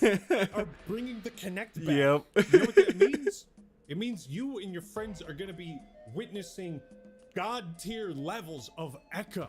When it's noisy around you, your voice will still come through clearly. Bullshit. Ain't no way Nintendo is coming into the voice game chat. I'll believe it when I this see it. late, and it's just gonna work. What Switch 2 screen share will look like? Yeah, probably. The fact that they're showing the screen share be a bit laggy indicates that that's probably what it's gonna look like, as opposed to having it look perfect in this presentation with the smoke. It's and gonna mirrors, and be then people buy the console. screen share is always share, like and it looks delayed and shit. laggy. But this whole camera feed thing, I feel like, is absolutely going to create some viral marketing for the Switch camera. So what I like about the Switch 2 is that Nintendo is refining their original concept and making genuine improvements in pretty much every way, from 120 FPS on that's handheld. big. That's kinda huge. nutty. I think we're past the era of game consoles making these huge graphical leaps with new generations. But the Switch performed obnoxiously well despite how underpowered it was compared to the Series X and PS5. Everything from like the size of buttons to the magnetic grips. My controllers used to fuck up and couldn't connect on the sides, so... Yes, I think the magnetic grips is going to be a huge game changer. Like one of my son's Switch, like the actual connection, like it doesn't hold the Joy-Con in anymore. It just like slides out. So it disconnects constantly. And I have I forget what it's called. It's like a Gamepad Pro. It's basically like an attachment you put like in place to the controllers, but they don't have their own built-in battery, right? They rely on the Switch's battery to work. And so if it doesn't stay connected, they just don't work. So I think the magnetic function, I think that's going to be really good. I hope it's going to be really good. I hope it's not bad, because I could also see it being really bad. There was something else I was going to mention or comment on, something else he said. Let me just... Oh yeah, the quality of like gameplay and stuff, like the improvement to 120 FPS. That's I think going to be really good for the Switch. Like I do see, like, depending on what game I'm playing, like there was a time when I would play Fortnite on my Switch while I was at work. I'd be on the phone talking to somebody playing Fortnite on it, and it's noticeably worse. Like it just feels clunky. It feels latent, So I don't know. I hope this. I have high hopes for the Switch 2, but I also don't know if I'm gonna be getting a Switch 2. I want to. And Joy-Cons that can be used as a That's mouse. cool. It's gimmicky The stuff whole like this that really is gonna make for some hilarious Mario Party minigame. This looks like it's gonna be really freaking is actually fun inside to the game do. itself. Like the Then there's Nintendo Switch Welcome Tour. It's Okay, this is- Miiverse 2.0. My God, but it seems to be. I feel like this, what they were trying to go with here, with the whole like, oh, being inside of the Switch. I feel like they were trying to knock off the PlayStation 5's Astrobot, not the game Astrobot, but the free version of it that comes with the PlayStation 5 to like teach you about functions of the PlayStation 5. I feel like this is a bad knockoff of Playing that. off of like Astro's Playroom, which was a Yes. great game and a fun tech showcase for the PS5. And guess what? That was free. Yes. This is not. What? Goodness. But this doesn't even look like a video game. It looks like a series of tutorials. Why would I pay for this? Like, Yeah. Come on, man. Give us a free game with the That console. if you're gonna really charge should have been 80 free. bucks. Give It us a should have free been game free, or two. Like, 100%. remember Wii Sports? It came with the console. I do think it's cool that the mouse controller stuff seems like they're still utilizing that old Wii remote functionality, but it's cool. Now it looks like they're also doing upgrade games, what Sony is doing with the PS5, where they're reselling the same game, but maybe a little upgrade fee for some pretty minute improvements. These are not all that impressive to me. Metroid Prime 4, oh my god, finally. Another game we could talk about that we're actually excited for. I've got a Metroid fans video have I'm going to be been watching eating about recently, that after and this. Prime 4 is likely going to be no exception. It's definitely the right call to release this on Switch. It's been so long, though. I don't remember Metroid 2 and 3. That's the problem I'm having. Like, I vaguely remember Metroid Prime 1, like the first one, and that's because I recently went back and like played the like remaster of it or whatever. And I didn't even play that much of it, but I played enough to like kind of be, it hit my memories. It unlocked memories a little bit. So Like I've got a little bit back from that, but so I don't know like how easy it is to get into Metroid Prime 4 without remembering 3. And Switch 2, since it was announced before the Switch 2, feel like a real slap in the dick if it were otherwise. I'm hyped for this. Pokemon Legends. Well, it's a massive improvement from Scarlet and Violet, which, you know, looked a little worse than Okay, N64 maybe it games. is, but Pokemon has finally gotten to GameCube level quality. Not impressed at all with Pokemon. Then there was this oddball announcement for wheelchair robot basketball. This actually Give it to looks me, okay. The sports genre side of gaming has been so static, repetitive, and boring for years. We need stuff like NBA This Jam or looks NFL like Blitz it could or actually wheelchair be fun to basketball or like Rocket fuck League. around and play. This looks fun. On top of this, Nintendo is partnering with a ton of All jokes third-party aside studios there, to like- bring games like Hogwarts Legacy, Elden Ring, Street Fighter 6, Hades 2 to the Switch 2. Also, I did not realize that Tony Hawk Pro Skater I played 3 and Hades 4 were 1 getting for a little remade bit, but I because didn't doesn't play it a say whole lot. It's a remake in the title there. It's a remake? I thought it was like just a remaster. I didn't realize it was a Ah, remake. yes, the long-coveted GameCube emulator, which you can access It's for kinda cool. free using certain means. Do you like dolphins? I like dolphins. Yo, Soul Calibur 2? Okay, I fucks with that. Get ready to experience They always- F-Zero GX. Could it be? The thing about these like Switch emulators is like, yeah, they have a couple of the like really cool titles and stuff, but then they have like just like pages of generic crap that like I've never heard of in my life. We'll see if this one's any better. F-Zero acknowledgement after so many years. F-Zero GX. So this is a pretty decent lineup for the GameCube emulator. What would be interesting to see is if we'll be able to play these games online. Oh my god! To close out the show, Nintendo dropped 3 bombshells. Duskblood, This is the one that new I'm game upset from From about. Software. People are calling it Bloodborne 2, and it looks incredible. And Duskblood. Kirby Air Riders. Unexpected. Sakurai's directing it. There's a lot of racing games showed off. I like Kirby. I've grew up playing Kirby games. I'm not a huge fan of racers, to be completely honest. Like, yeah, I mean, I just feel like in a lot of cases, like, yeah, maybe there's improvements from racing game to racing game, but at the end of the day, it's still just a racing game, and it's not anything mind-blowing to me. It's just not my style. Now, that's not speaking for other people, because I know a lot of people love racing games. But, like, I was hoping for a new Kirby game, not a racer. I don't know. I played Forgotten Lands or Realms, whatever it was called, Forgotten Lands. I played it a lot. Like, I put a lot of time into it. I think I, 100% the game. I think I literally did everything you could do in the game. But now I want more. I like Kirby. In this direct. But Kirby Air Ride always felt like such an incredibly fun game that just didn't have a whole lot of content at the end of the day. That game truly deserved a sequel, and I'm happy to see that it's getting one. But now it's time for the big bananas. The big bananas. I'm surprised he's not covering Duskblood more. Oh my fucking god! This game looks like it's gonna be the Mario Odyssey of Donkey Kong games. Yes. Just the way that you can break the map and destroy it and become a monkey. I don't know what you want me to say. It's just, this looks like they're bridging the gap between Donkey Kong 64 and all the recent Donkey Kong Country games, which I could not be more excited for. But where is Diddy? Where is Diddy? No, not him. Also, I like how they showed just 3 seconds of Silk Song after people have been losing their minds waiting for it. So here's where I'm at with Switch 2. The games look great. The improvements to the console itself are much appreciated. That stuff is important to me. The big problem but is the price. increased price of games That over really time is it. going to add up. And I'm worried about that. Why are gamers upset with the Switch 2? Well, it's a combination of things, but it's pretty simple. I think at the end of the day, the console price increasing itself, the console itself being at higher cost, makes a lot of sense to me.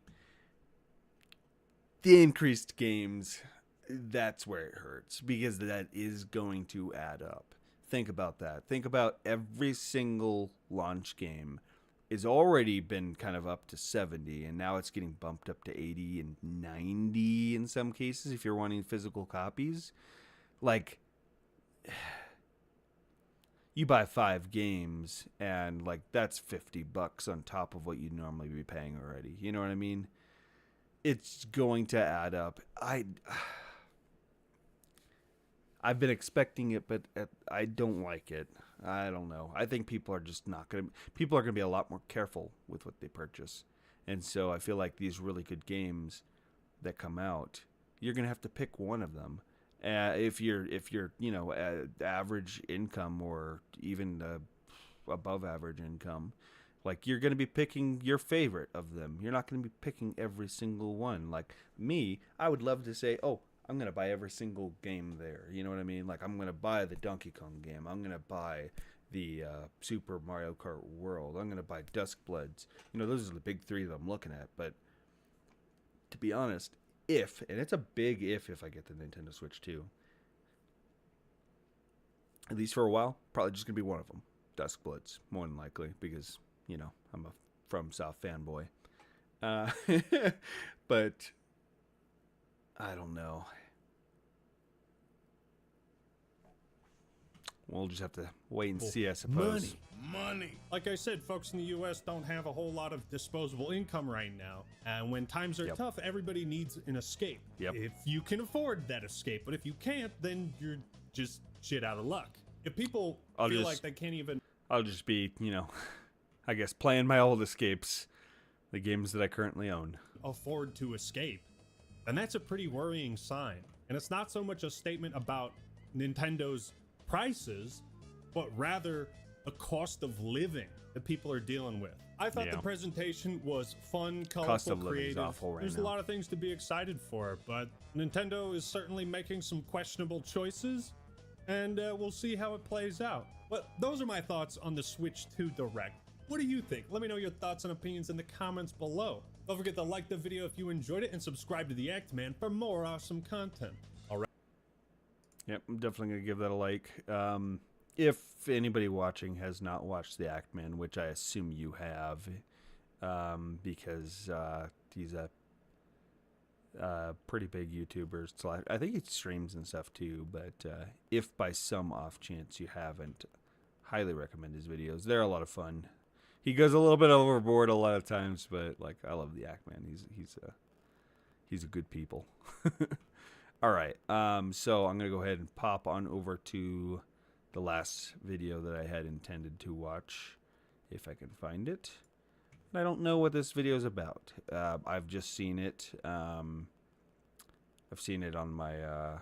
I keep getting the little pop up on YouTube, and I just keep forgetting to watch it. But like I said, I've played a lot of Metroid games in my time, and I'm excited for this. But there is a pretty big gap, so I'm kind of interested to see what he has to say about this. I like this guy. This guy does a lot of like FromSoft videos and stuff too. A lot of it not necessarily even just talking about the game specifically. He does some like talks like deep dives on like the company's current state and stuff too. So yeah, Zowstorm, I've been watching him for a minute. I don't know how long, but I definitely like his videos. So I'm gonna go ahead and start this up. Alright, what's going on, guys? Now, as many of you know, and many of you don't, my favorite game of all time, bar none, is Metroid Prime 2. Now, yes, primarily we are a Souls-like channel here, but I'm sure you've noticed... It's funny because, like, I've seen some of this guy's videos, and you can see, like, even just from, like, down here, the little logo of his channel, it's absolutely Metroid-inspired. And, like, even, like, his music, like... background music and stuff for a lot of his stuff, at the very end he always has like this little like let me just show you real quick. It's got music playing. That's Metroid music, you know what I mean? Like 100%. like he's got Metroid, his channel screams Metroid. And but like I was watching a video the other day, I don't remember what video it was, but he was talking about how like I think he said something about like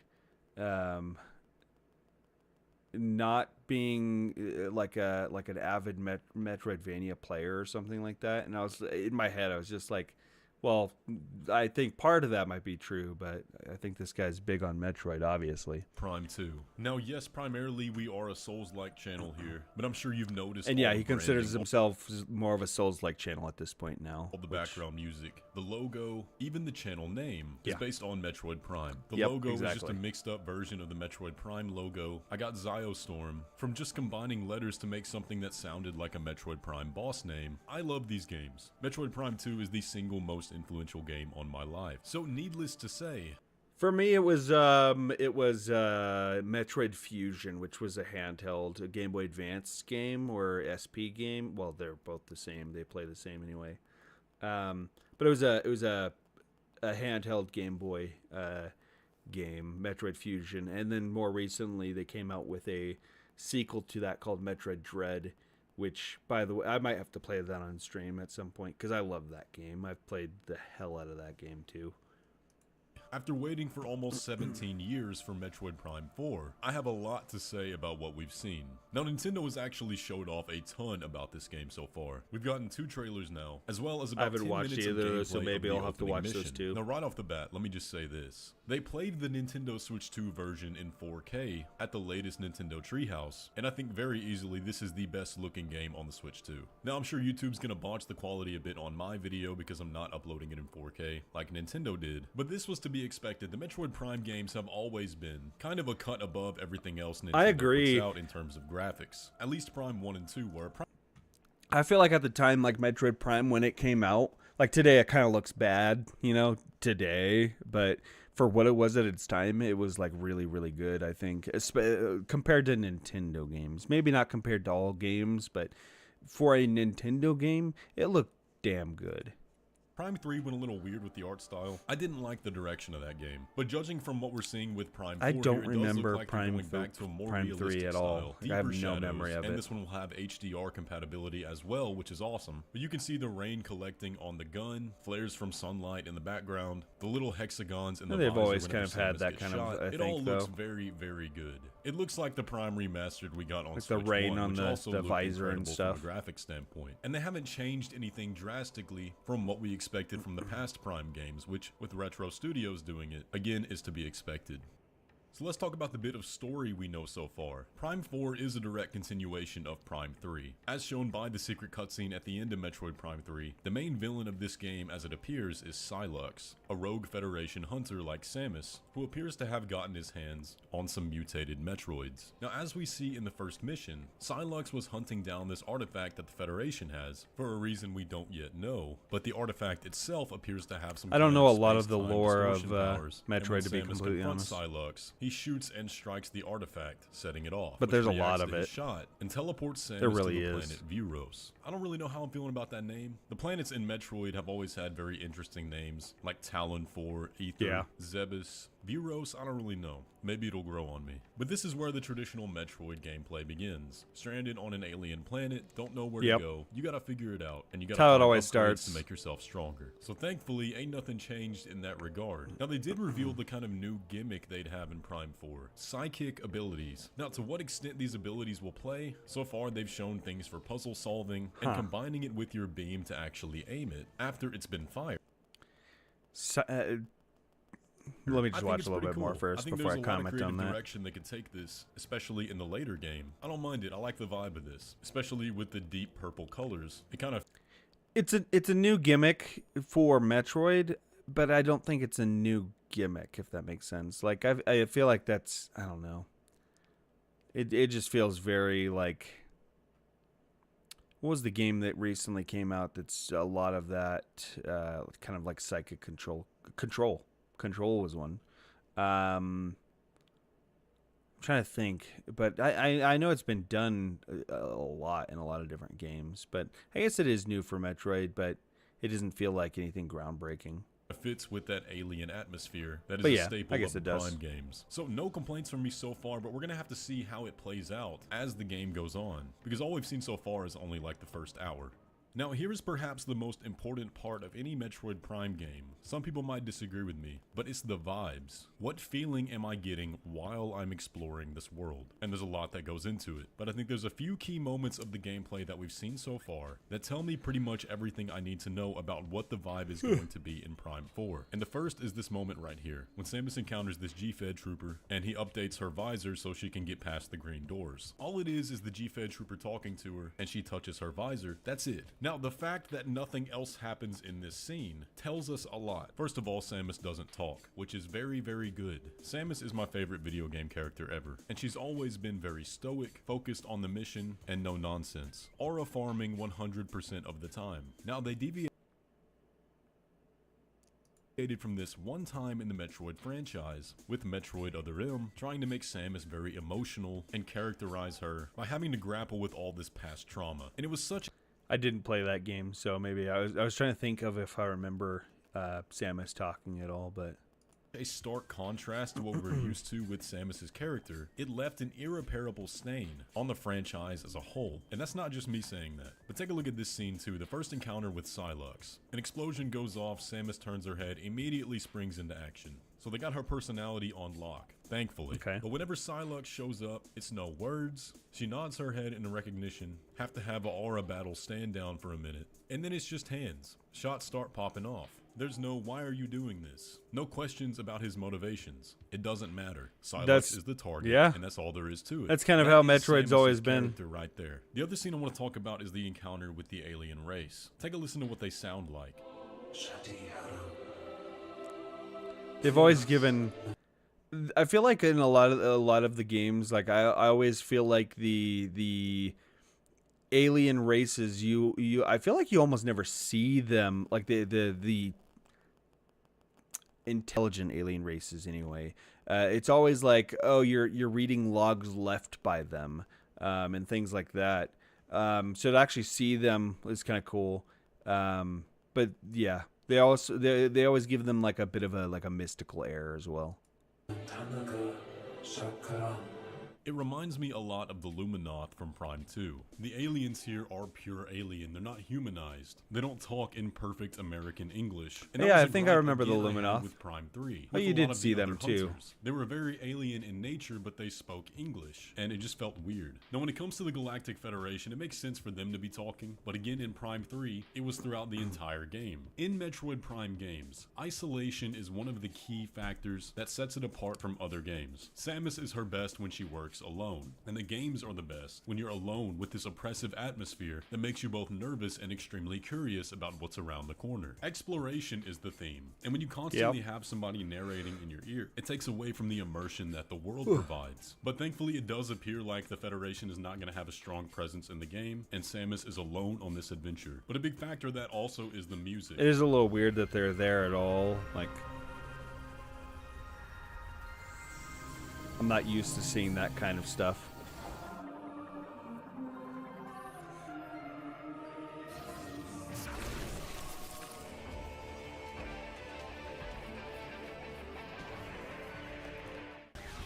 Metroid's games always have really good music, in my opinion. In this regard, I can't complain either, I'd just be nitpicking. It sounds like Prime music. Always very ambient, synth-heavy, electric guitar and the combat themes. Now granted, we've only heard a few pieces of the soundtrack, and the main theme appears to be some kind of remix of the Phendrana Drifts theme. What we've heard so far is consistent with the past games, and that's perfect to me. But I need to hear some more unique tracks. Now let me address a few of the concerns I have. Number 1, environmental diversity. Prime 4 takes place first in a G-Fed facility, and then in the jungle environs of Euros. That's almost exactly the same first 2 missions of Prime 1 and Prime 3. What I do not want to do again is have another desert region, another lava region, and another ice region. We cannot fall into the exact same pattern as the last 3 Metroid Prime games. Prime 2 shook this up a lot with the Dark Ether, and of course Sanctuary Fortress, it gets a which little was a old. massive change, and collectively everyone agrees that's the best area in the game. Prime 4 needs to try new things. We're on alien planets. Surely we can get more creative than the same biomes we've had in every single Metroid game ever. With that, I feel like it there also is seems only we're gonna be so many working with biomes you can portals do and though. teleportation, but I hope all the areas are still connected. This is unrelated to what he just said, but It just triggered a memory in my head. But one thing that I've always really liked in games is when they toy with like time travel, and like jumping back and forth between two different like time A, time B, bouncing back in between them as like a gameplay loop. Like even if it's just for one part of the game. Like a great example I can think of off the top of my head, Titanfall 2. There's a whole mission where you're basically jumping back and forth between like two different like timelines, and it's such a cool mission. I love that shit in video games. Like I don't know why that he was mentioning Portals or something, and that just popped in my head. That'd be a really cool idea for one of these games. I don't know if they've done it. Maybe they have. My memory of these games is very, I don't know. I don't have the best memory as it is for a lot of things, but like some things stick really well, and other things they just like I don't remember Prime 2 or Prime 3 like at all. I just for some reason can't think of them. Period. And everything takes place on one planet. I would love to see another interconnected map like we had in Prime 1 and 2. And as much as some people loathe to admit it, backtracking is a big part of the Metroid games. And it's always extremely satisfying when you find a shortcut back to an area you had been before, but now you have a new upgrade that allows you to unlock a secret you didn't find originally. I feel like that loop is a staple of these games, and I'd hate for the story to be very linear. Yes, it is a staple, but that doesn't necessarily mean it has to be tedious, you know? If they, like, implemented some sort of fast travel, I wouldn't personally have a problem with that. Another minor concern I have is difficulty. Now, the Prime games were never that difficult. Prime 2 is definitely harder than the others, and I think that's part of the reason I enjoy it more than the other two. But one thing they gotta keep in mind is that the demographic for this game is much older. Like I said, it's been almost 17 years since Prime 3. The audience for this game has aged a lot in that time. They don't have to be afraid to up the difficulty quite a bit. I know there is hard mode after you beat the game, but when I played Prime 3, I think I died a total of 3 times. I would have liked it to be much harder. I don't even remember I feel like they got dying. difficulty right in Metroid Dread. That game struck a good Metroid balance between Dread difficulty was and phenomenal. accessibility of the audience, but Prime 4 doesn't need to be afraid to make things harder. Now, as far as gameplay nitpicks go, everything looks exactly the same as it has been in the past 3 games. The only thing that did... Metroid Dread was legitimately probably my favorite Switch game to come out like in a while. Like, I loved that game. I played the shit out of that game. I got my son into playing it too, and like he beat it on like the lowest difficulty, but that's like it's a hard game. So like he gets frustrated when he tries to play it on the normal difficulties and stuff, but he's young, you know, it's expected. But it's a phenomenal game. It's really well made. If you have a Switch and you have not played Metroid Dread, I highly recommend. I would probably put Metroid Dread. And, you know, part of this is nostalgia. You know what I mean? The whole, what is it, rose-tinted glasses. Like, I played Metroid Fusion when I was young, and I loved Metroid Fusion. And this is a direct sequel to that, like, 10 years later.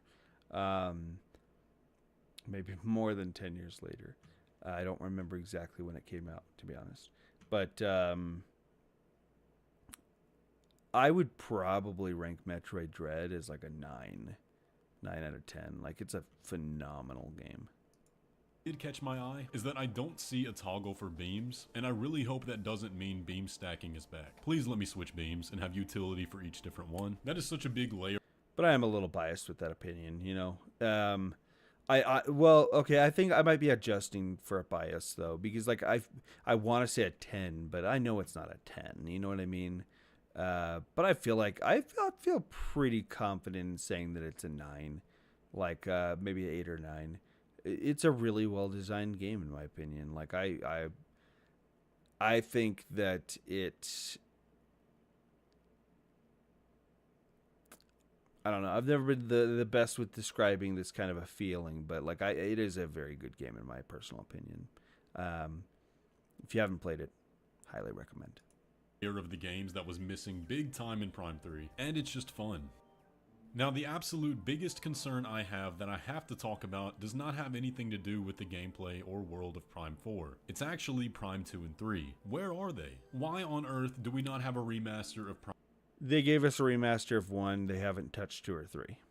That's a very fair. I was just mentioning, like I mentioned when I first started, like I don't remember 2 or 3.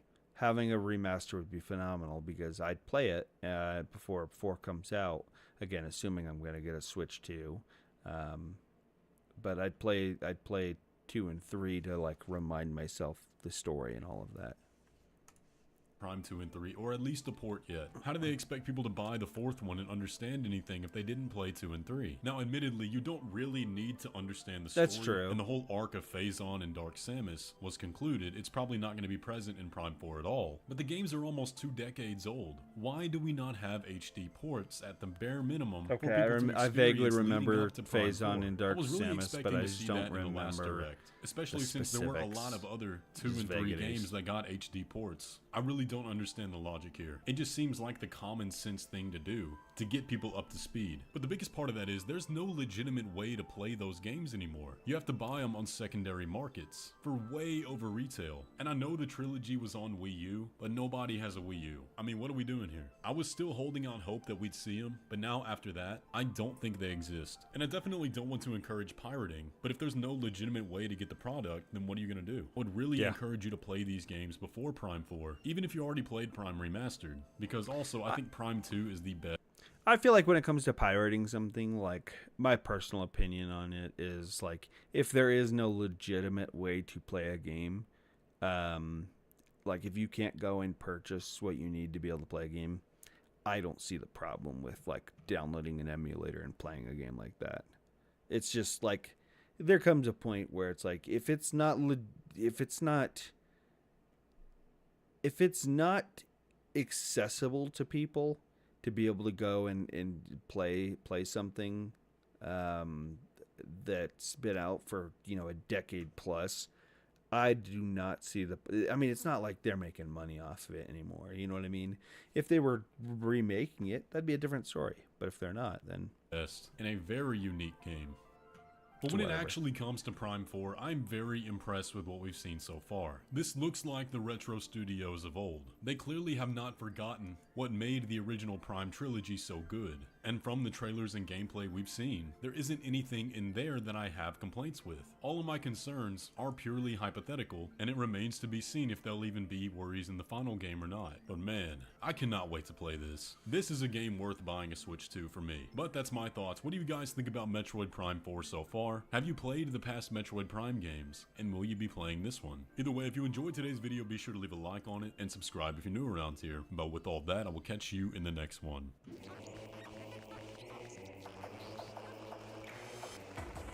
Didn't mean to do that. Just trying to close it. But yeah, I mean, I like Zowstorm. I think that he's got a lot of good videos, a lot of informative videos and stuff. Like, I like the way he like phrases things, even like just how he's describing the you know, the isolation of Samus and is kind of what makes Metroid games fun. And I think that's true. It's not something I would have thought about in that way before he mentions it. So like I like that kind of perspective on things, just being able to see things from other people's perspective. Because I have a hard time, I guess, on my own. That's why I like watching other people's opinions of things, to just kind of like, it helps me gauge my own opinions, I guess. Yeah, if you haven't ever watched Zowstorm, I highly recommend him. He does a lot of Souls-like stuff. As he mentioned, it's primarily a Souls-like channel these days. But you can obviously see his roots in Metroid, just based off of all of his channel's branding. And I noticed that. I think that's actually why I started watching him, was Metroid Dread content, if I'm not mistaken. I could be wrong, but no, actually it might have been Bloodborne content. I can't remember, to be honest. It's been too long. But yeah, that's all I had planned for tonight. Actually, didn't expect it to take this long, but then again, I added some extra content in with like Elden Ring Night Rain videos that I looked at. I probably gonna go to bed because I have to be up in probably 6 hours, so I should go get some sleep. Thanks for watching. If you haven't already followed me on Twitch, please do. I absolutely appreciate it. Trying to hit 100 followers. That's my current goal. And on YouTube, if you haven't subscribed, please do there as well. I appreciate every subscription. I'm trying to just grow the channel as much as I can. I've got a lot of shorts basically already scheduled for YouTube and TikTok. Just boss fights from my streams. So if you didn't watch all of the previous streams and you want to see some boss fights, I've already put out a bunch of them. I feel like I've just over the course of the last 48 hours gone through a lot of trial and error on that. And I ended up with some shorts that were 7-part shorts, just ridiculously long because I was trying to edit it through my phone. I was going through using the remix process where you can remix a video, but it only let you do clips of 60 seconds. And so initially I was just doing literally multiple clips of 60 seconds and part 1, part 2, part 3, etc. And then I was doing the same over on TikTok. And then I realized, oh, I can upload more than one video to TikTok and get a full video out that way. But it was still, part 1, part 2, part 3, part 4, all that stuff just in one video on TikTok. YouTube was still broken up. Today, I did a lot more experimentation with that and just messed around with stuff. And I figured out at least the stuff that I have footage of saved on my computer, I can edit it into short form content using another program. And so I was able to make better videos that YouTube still has this silly restriction of 3 minutes 3 minutes for their shorts, which TikTok has done away with that type of limitation as far as I can tell. So TikTok, if you prefer just all in one without having to deal with the part 1, part 2, TikTok's definitely the way to go because that's the way I'm doing them now. But I am able to kind of limit it a little bit better now. So they're not exactly 3 minutes for part 1, 3 minutes for part 2, on YouTube, but I broke them up a little bit differently because of factors for example, one of my minutes was 6 minutes and 4 seconds. And it's what am I going to do? A 3 minute, 4 second video? No, I have to do 3. So what I ended up doing was I found good spots within those videos to break it up into part 1, part 2, part 3. But rather before, I think one of my videos there was the Tower Knight fight in Dark Demon Souls, and I think it's a 7-part video for basically a 6 minute and X amount of seconds when that could be a 3 minute video now. I might go back and delete the short and make a new version of that, but I don't know. I might just leave that as you can physically see my growing pains.